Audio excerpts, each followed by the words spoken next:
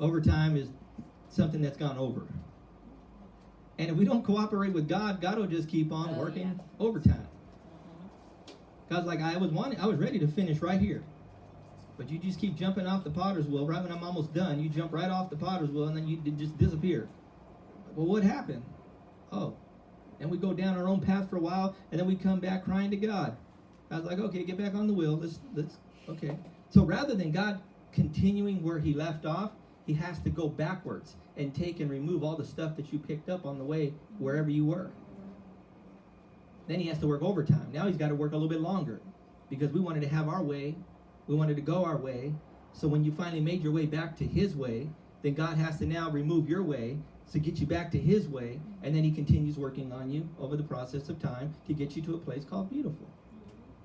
Because ultimately, God's not going to stop. He will not fall short of a place called beautiful. That's his word. He makes everything beautiful in its time. So if you're not beautiful, that means that time is still working in your favor. So just let God do what he's going to do. Let him do what he's going to do. Cooperate with God. Trust him. Don't doubt him. Don't question him. Don't wonder. Just trust him. Just know that you know that you know that you know that he's going to do what he said he's going to do when he's going to do it. And it's not your job to change anybody. I'm going to say that one more time. It's not your job to change anybody. Amen. I think I'll say it one more time. It's not your job. God did not put a badge of employment on you and employ you to change anybody. It's not your job. You are not hired to change anybody.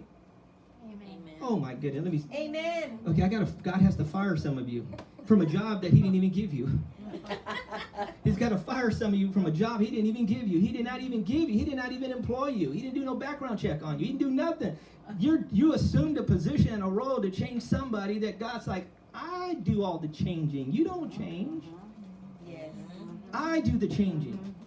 See, that's what happens when God is working on the clay of the person you perceive to need to be changed, is that you interfere and get your hands in it, and now you alter the perfect timing of God, that place he called beautiful, and now it's ugly because your hands got in the midst of it. So now God's got to remove all the stuff you altered to get back to a place that he was working on, and now God has to get them back to the place, and now what happens is they don't trust you now.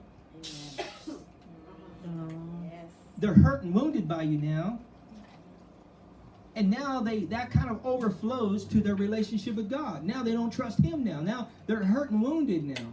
Because they thought that, perceived that you were a messenger from God. And God's like, I didn't ask her to help. I didn't ask him to help. I didn't ask them to help.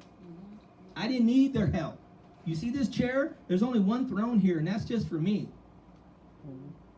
They came in and just interfered. But you cannot allow those things to deter you from what God is doing in you. Because what God is doing in you is exactly what he needs to do in you, because he's ultimately getting you to a place called beautiful. Trust him. Trust him. You don't have to change nobody. Just change you. That's the only person you have the legal right to change is you. How you feel, how you think. How you can't control what people say to you, but you can control how you respond to what people say to you. And there is a difference between reacting and responding. Do you know that? Most of us react. We call it a response, but here's how I responded. No, that was a reaction. You reacted. That was a knee-jerk reaction. Your button was pushed and you reacted. You were offended and you reacted. You were hurt and you reacted. They hit a pain point and you reacted. No, when you respond, that means you take whatever happened and you take it to prayer and you ask God to help you and you ask God to filter through it and you confirm whether it was from him or not, and that's how you respond. And sometimes God's right response is no response.